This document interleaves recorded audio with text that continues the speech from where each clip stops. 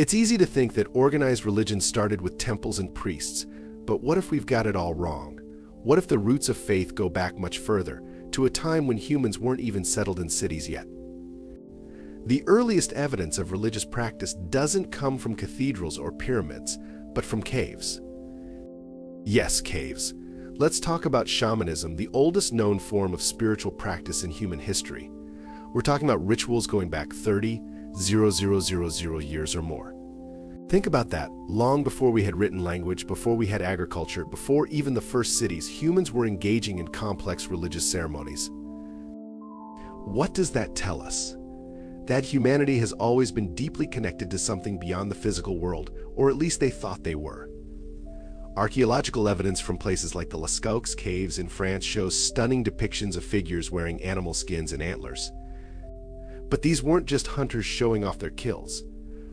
These were shamans, spiritual leaders of their tribes who were believed to communicate with the spirit world. Now here's where it gets interesting.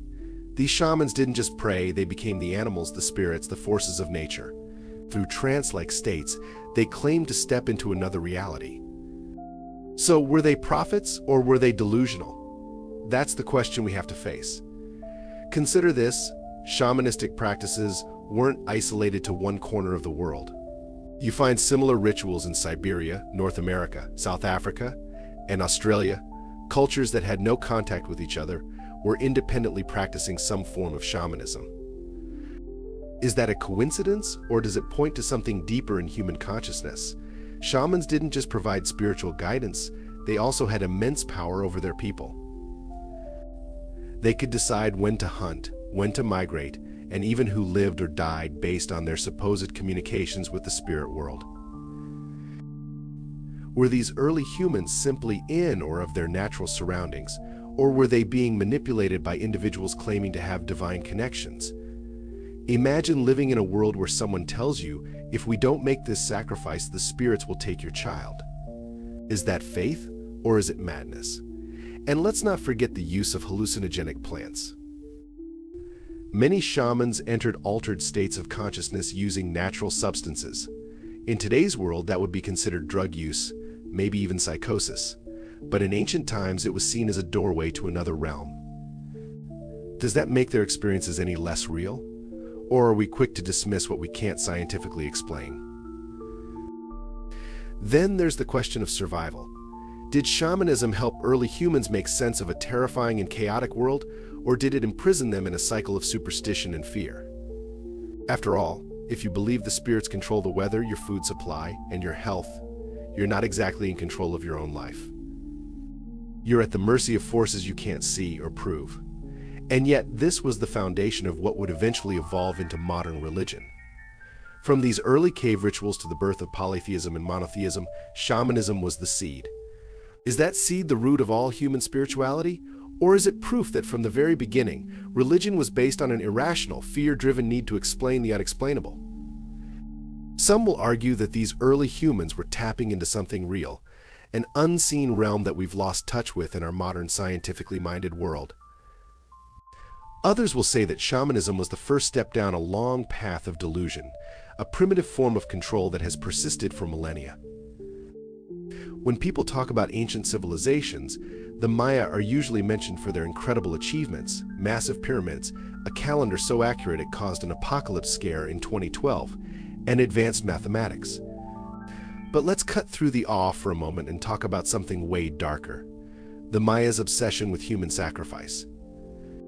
Yeah, these people didn't just leave behind some of the most beautiful cities in the world, they also left behind a legacy of blood, and lots of it.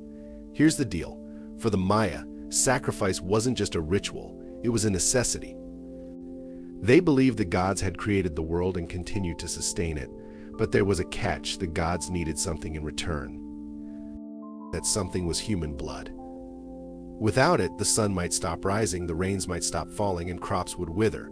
So, they weren't sacrificing people for fun, they were literally trying to keep the universe running. But at what cost?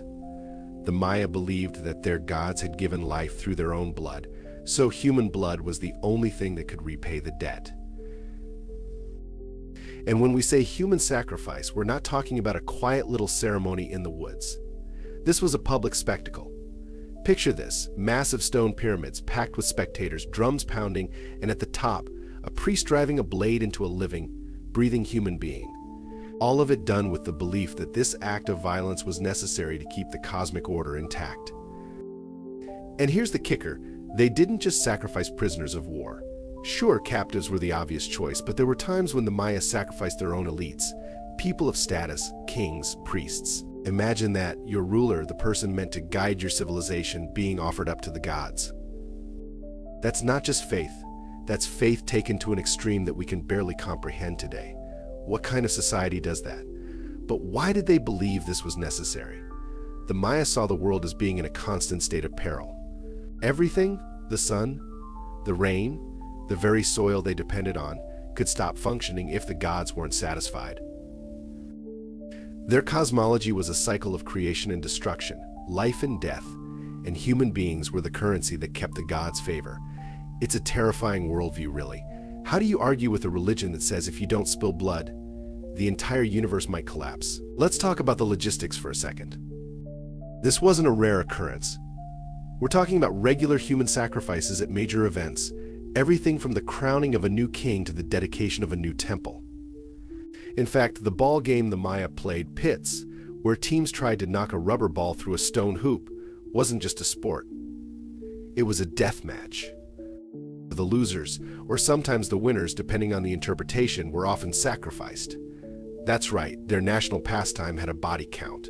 Now, some people argue that human sacrifice wasn't as common as it seems, that it was reserved for specific, high-stakes occasions.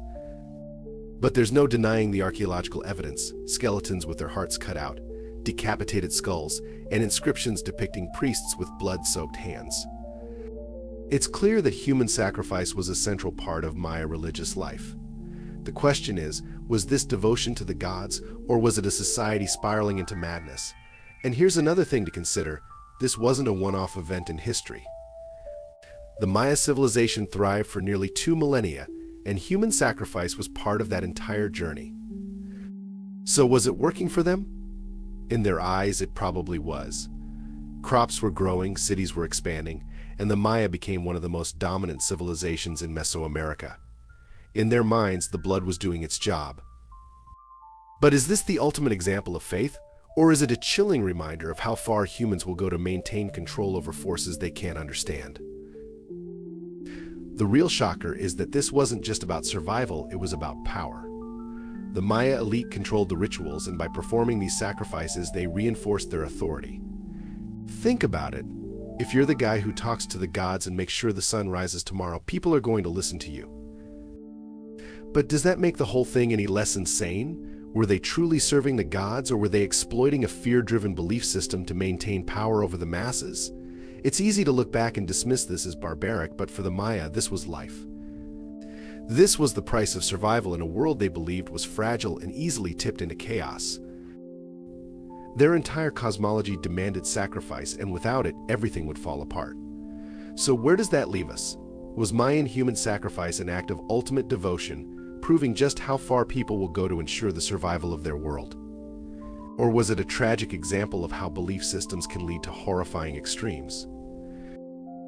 When you think about the gods of ancient civilizations, it's easy to imagine wise and benevolent beings overseeing the world.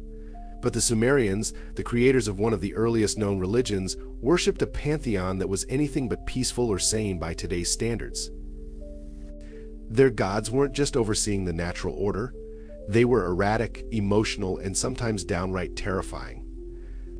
Let's start with Anu, the king of the gods. You'd think he'd be a wise ruler, right? Well, not exactly. Anu was a god of the sky who mostly distanced himself from the affairs of both humans and the other gods. Yet, his influence was massive, and he held absolute authority over life and death. Anu's detachment, combined with his occasional interventions, made him an unpredictable figure. The Sumerians lived in fear of his wrath, wondering when he might step in to hurl down a plague or drought. Is this the kind of deity you'd put your trust in, or does it sound more like an unstable force you'd be scared to upset? Then, there's Enlil, the god of wind, storms, and chaos, Anu's right-hand deity, if you will. Enlil's story is a wild ride of destruction and power plays. he once became so enraged with humanity that he unleashed a flood to wipe everyone out, a story that should sound familiar if you've ever heard of Noah's Ark. But here's the twist. In Sumerian mythology, Enlil wasn't saving anyone or offering redemption. He was just angry and didn't want to deal with humanity's noise anymore. Total destruction was his solution. But Enlil's not the only volatile one in this pantheon. Enter Inanna, the goddess of love, war, and fertility. She's a fascinating character, both alluring and terrifying. Inanna wasn't just about beauty and attraction, she was also a fierce warrior goddess known for her ruthless ambitions. She even attempted to overthrow the underworld itself and challenge its ruler, Ereshkigal, in what can only be described as a power grab. Inanna's mythology is filled with betrayal, vengeance, and outright insanity, often leaving death and destruction in her wake. Here's the kicker. These weren't just mythological stories for the Sumerians. They believed their gods were very real and had direct influence over their daily lives. Imagine living in a society where every natural disaster, illness, or personal tragedy could be attributed to a god's whim. Does that sound like the kind of divine order you'd expect from higher beings? Or does it sound like a system built on fear and unpredictability? What's even more fascinating is how these gods mirror human emotions and flaws. They were jealous, petty, and often cruel.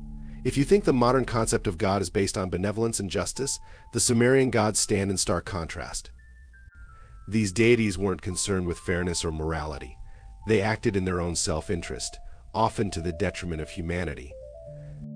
And yet the Sumerians offered their loyalty, their prayers, and their sacrifices to these volatile figures. Was this a desperate attempt to maintain order in a chaotic world, or were they victims of divine manipulation?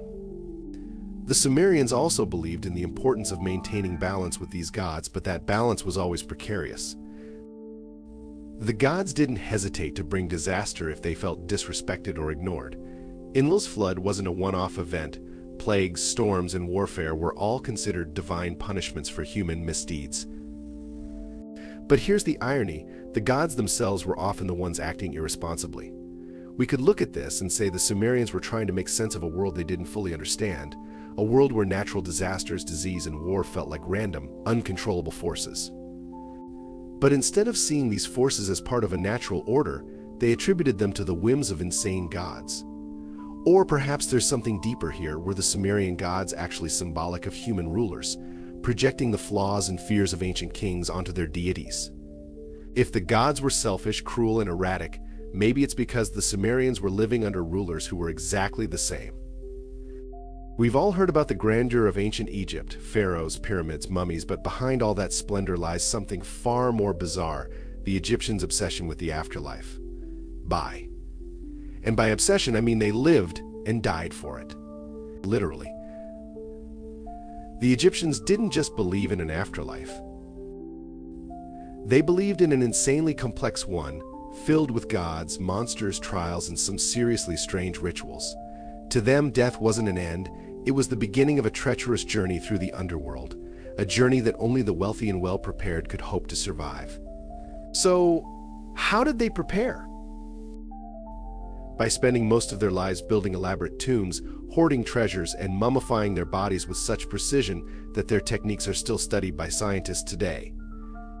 But here's the question: were they simply planning for an afterlife, or were they prisoners of an irrational fear? Let's get into it. To the ancient Egyptians, the soul wasn't a simple, singular thing. It was fragmented into multiple parts: the Ka, the Ba, the Alaska, and so on, each with its own role and destiny after death. Keeping this mess of a soul intact required a whole lot of ceremony, including the mummification process. Now, this wasn't just about preserving the body, it was about keeping the soul's connection to the physical world intact so it wouldn't get lost in the underworld. Sounds rational, right? But then you find out that they believed your heart would literally be weighed against a feather to determine your fate. Yeah, a feather. If your heart was heavier than a feather, meaning you had lived a morally unbalanced life, it was game over. Your soul would be devoured by a creature called Amiti, part lion, part crocodile, part hippopotamus. Talk about a terrifying end to the road. But if you passed, you'd be welcomed into the afterlife by Osiris, the god of the dead. It's easy to see why people might take death seriously with stakes like that, but here's where it gets insane. Pharaohs and elites spent fortunes preparing for this journey, building tombs that were bigger and more expensive than the palaces they lived in while alive. Now, let's talk about these tombs. The Great Pyramid of Giza? It wasn't just a marvel of architecture, it was the ultimate death chamber. Built over 400–500 years ago, it stands as one of the 7 wonders of the ancient world, but it's also one of the most extreme examples of how far the Egyptians went to secure their place in the afterlife. They believed that the size and complexity of the tomb directly affected a person's transition into immortality. The bigger the tomb, the smoother the journey. Makes sense, right? Except it didn't. Despite all the time, effort, and resources they poured into these massive structures, most tombs were eventually looted, and the treasures meant to guide them into the afterlife were stolen. And yet, generation after generation, they kept building. Is this the sign of a deeply spiritual society, or the symptom of a collective insanity, chasing immortality through stone and gold? What's crazier is that this obsession wasn't limited to pharaohs. Even common people went to great lengths to prepare for the afterlife, on a much smaller scale, of course. They couldn't afford pyramids, but they buried themselves with personal belongings, charms, and amulets that were supposed to protect them in the next world. Entire industries thrived on making afterlife goods, coffins, funerary masks, magical texts, each promising to offer some advantage in navigating the dangers of the underworld. You had to be ready for everything: demons, fire lakes, snakes, because apparently the afterlife was no walk in the park. But why were the Egyptians so focused on this afterlife? Was it pure faith, or were they gripped by fear? A fear of death so profound that it shaped an entire civilization's economy, politics, and culture. They spent more on death than life. That's a fact. The labor, the engineering, the craftsmanship, all aimed at ensuring that death wasn't the end, but a continuation, albeit through a twisted, terrifying version of immortality. It's not exactly the kind of heaven most people envision today. Think about it, a culture so terrified of the unknown that they mummified their pets, buried food with them for the afterlife, and filled their tombs with false doors to confuse potential grave robbers. Were they trying to protect themselves from thieves? Or were they just insanely paranoid about what awaited them after death? And here's the thing. All of this, every brick in every pyramid, every linen wrapping on a mummy, was driven by a belief that the afterlife was just as real, if not more real, than life itself. But is this rational, or is it the ultimate fear-driven madness? When people talk about ancient civilizations, the usual suspects come up: Egypt, Mesopotamia, maybe even Greece. But there's one that often gets overlooked: the Indus Valley Civilization. This was a society so advanced that it left behind cities with grid layouts, complex drainage systems, and even early forms of dentistry. But here's the twist: we still know shockingly little about their religious life. And yet the clues we do have suggest something bizarre, something completely different from the polytheistic and monotheistic traditions that shaped later civilizations. The Indus Valley Civilization, located in what's now Pakistan and northwest India, flourished around 2500 BCE. They built cities like Harappa and Mohenjo-Daro. But what's really fascinating isn't just the architecture, it's the silence. They left behind no grand temples, no written records detailing gods and rituals. And that raises a huge question. Did they even have gods as we understand them? Or were they practicing some kind of religion that's almost unrecognizable to us today? Archaeologists have uncovered a few tantalizing clues. Seals, small carved stones, often show what looks like a horned figure sitting in a yogic posture, possibly an early form of the Hindu god Shiva. But was this figure truly a deity, or just a symbolic representation of something entirely different? Shiva is known today as both a creator and destroyer, a complex god representing life cycles. But if this is a prototype of that figure, what does it say about the Indus people's worldview? Were they worshipping life's dualities before anyone else? And then there's the so-called mother goddess figurines, plump, earthy statues that some believe represent fertility goddesses. But here's the kicker: we don't actually know. Unlike other ancient cultures that left behind detailed myths, these figurines don't come with a story. Were these symbols of divine femininity, or just representations of everyday life. Maybe they weren't even gods at all, but rather symbols of prosperity or health. It's like staring into a void of meaning. There's just not enough to go on, and that silence is eerie. What's really mind-blowing, though, is that the Indus Valley civilization seemed almost uninterested in the kind of monumental religious structures we see elsewhere. While Egypt built pyramids and Mesopotamians erected towering ziggurats to connect with their gods, the Indus people didn't bother. Their cities were organized, clean, and efficient, but where's the grand temple? Where's the divine footprint? Were these people too practical for religion as we know it? Or were they worshiping something that didn't require physical symbols, something more abstract, like natural forces or the flow of life itself? Or, and this is where things get really interesting, were they following a path we'd barely recognize today? Maybe their religion was less about worshiping gods and more about maintaining balance.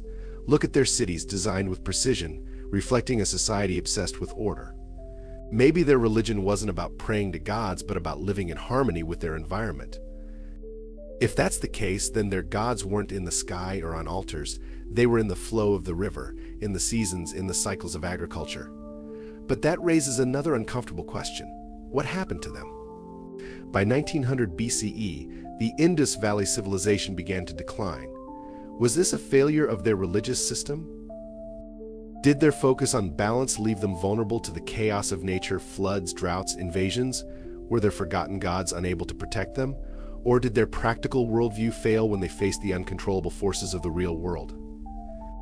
What's truly insane is how this entire civilization, with its advanced technologies and enigmatic beliefs, just disappeared. And with it, their gods, or whatever form their religion took, vanished into the dust of history. Their language remains undeciphered, their temples, if they even existed, remain unfound, and their gods, if they had them, left no trace. Were these forgotten gods symbols of a society that simply refused to leave a divine footprint? Or were they practicing something so abstract, so different, that we can't even recognize it? When you think of monotheism, you probably picture modern religions like Christianity, Islam, or Judaism, right? But what if I told you that the world's first monotheistic religion wasn't any of these? It was Zoroastrianism. Yep, thousands of years before Jesus, Muhammad, or Moses, a Persian prophet named Zoroaster, or Zarathustra, depending on who you ask, dropped a bombshell on the ancient world, one supreme god, Ahura Mazda. Sounds simple, right? Well, not quite. While Zoroastrianism is often called the first monotheistic religion, it's actually built on a dualistic worldview that's a bit more insane than you'd expect. Let's break it down. Zoroaster taught that the universe was locked in an eternal battle between good and evil, light and darkness. On one side, you've got Ahura Mazda, the wise lord, the god of truth, order, and light. On the other side, Angra Mainyu, the spirit of destruction, chaos, and all things evil. So was this really monotheism, or was it just dualism dressed up in religious robes? Let's be honest, Zoroastrianism wasn't just about worshiping one god. It was about picking a side in an ongoing cosmic war. It wasn't God as everything, but more like God as in a constant fight for survival. If you ask me, that's a pretty stressful religion. Imagine living your entire life in fear that chaos could win at any moment. Zoroaster didn't present Ahura Mazda as an all-powerful being who could snap his fingers and erase evil. Nope, this was a god who needed your help to defeat the darkness. Think about that for a second. A god who depends on you to make sure order triumphs over chaos. That's a heavy burden for a human to carry, right? It puts the responsibility for the universe squarely on the shoulders of believers, demanding that they live pure, moral lives just to keep the universe from falling apart. I mean, is that a divine mission or a cosmic guilt trip? And let's talk about the fire. Zoroastrians are obsessed with it. To them, fire isn't just a symbol, it's a physical manifestation of Ahura Mazda's divine light. They literally built temples to house sacred fires that had to be kept burning at all costs. No pressure, but if your fire went out, it meant you were letting the forces of chaos take over. Some of these sacred fires have supposedly been burning for thousands of years. Again, this isn't just worship, it's an endurance test. What kind of religion makes you fight entropy every single day? And this cosmic war wasn't limited to the spiritual world. It was playing out right here on Earth, too. Zoroastrians believed that the choices you made in your daily life directly impacted the battle between good and evil. If you told the truth, practiced charity, and lived according to Ashur, the Zoroastrian concept of truth and order, you were helping Ahura Mazda. But every lie, every act of greed or cruelty, that wasn't just a personal failing, it was literally giving Angra-Mainyu the upper hand. How's that for high stakes? But here's where it gets even more complicated. Zoroastrianism wasn't just about keeping your own life in order, it was about keeping the world in order too. They believed in the importance of purity in everything, from fire to water to the very earth beneath their feet. Pollution of any kind, physical or moral, was seen as an attack on creation itself. So, if you accidentally polluted a river or let a fire burn out, you weren't just making a mess, you were aiding the forces of darkness. It's no wonder this religion had rules for everything from burial rituals to waste disposal. The idea was that by keeping the material world clean and orderly, you were protecting it from Angra-Mainyu's corrupting influence. Sounds exhausting, right? Now, you might be thinking, okay, but what's the big deal? Plenty of religions have rules about purity and morality. True, but Zoroastrianism took it to an extreme that's hard to ignore. It wasn't just about being a good person, it was about making sure the entire cosmos didn't collapse into chaos. Is this the height of spiritual responsibility, or just a recipe for paranoia? Imagine living with the belief that every misstep, every little sin could tip the balance of the universe in favor of destruction. How do you even sleep at night with that kind of pressure? And here's the kicker. Zoroastrianism didn't just influence the ancient world, it shaped the religions we know today. Some scholars argue that key concepts like heaven and hell, the final judgment, and even the battle between good and evil in Christianity and Islam have roots in Zoroastrian beliefs. So whether you realize it or not, this ancient dualistic religion has left its mark on the world. Imagine a time before written language, before agriculture, before cities. Now picture a massive, intricately built temple. Sound impossible? Well, that's exactly what Göbekli Tepe is, a site that defies everything we thought we knew about human civilization. Located in modern-day Turkey, this ancient structure is over 11,000 years old, predating even Stonehenge by 6,000 years.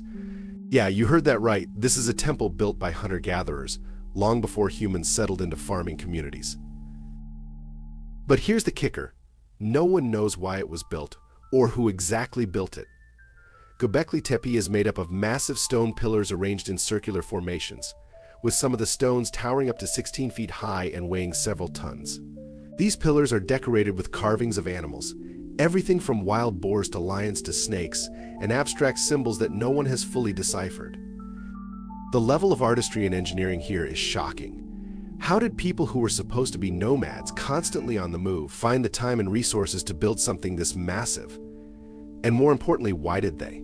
Here's where things get weird. For most of human history, we believe that religion came after agriculture, that once people settled down and had stable food sources, they built temples and developed organized religious systems. But Göbekli Tepe turns that theory upside down. It suggests that religion may have been the driving force behind civilization itself. Think about it, these hunter-gatherers were putting in the effort to gather massive stones, carve them, and arrange them into a complex temple. It's as if the need to connect with something greater than themselves was more important than food or shelter. What kind of religion was this? Was it ancestor worship? Did they believe in gods, or were they trying to communicate with nature, the spirits of animals, or something even stranger? The fact is, we just don't know. There are no written records, no tombs, and no clear indications of what rituals were performed here. All we have are these haunting stone circles and the knowledge that something incredibly important drove these ancient people to create the world's first temple. And then there's the big mystery. Why was Göbekli Tepe deliberately buried? Yeah, you heard that right. At some point after thousands of years of use, this incredible site was covered in tons of dirt, almost as if its creators wanted to hide it. But why? Was it no longer sacred?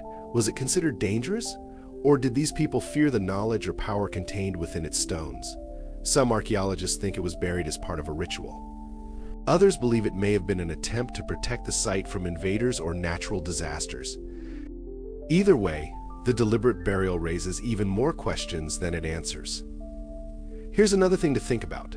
What does Göbekli Tepe mean for the rest of human history? If hunter-gatherers were capable of building something this monumental, what else have we underestimated about ancient humans? This site is a giant question mark in our understanding of how civilization began, suggesting that spirituality, art, and community were not just byproducts of settled life, they were the foundations of it. Göbekli Tepe changes the timeline. It forces us to rethink everything we thought we knew about human development. But here's the real mind-bender. Göbekli Tepe isn't just the world's oldest temple. It's the earliest evidence we have that humans were willing to come together, organize, and cooperate for something beyond survival. That something was spiritual, or at least they thought it was. What could have been so important that it pushed people to build a structure that would last for over 10,000 years? Was it a glimpse of the divine, or the first example of human obsession with the unknown? And finally, what if there's more to this story? If Göbekli Tepe was hidden for thousands of years and only discovered by accident, what else is buried out there waiting to rewrite history once again? We might be just scratching the surface of what ancient humans were really capable of. The fact that this site even exists opens up the possibility that there's a lot we don't know, and maybe never will. Thank you for sticking around until the end. We hope you found this as mind-blowing as we did. If you enjoyed this dive into ancient mysteries, be sure to hit the like button, drop a comment below. We'd love to hear your thoughts on Göbekli Tepe and its secrets, and don't forget to subscribe for more videos like this. God bless, and see you in the next one.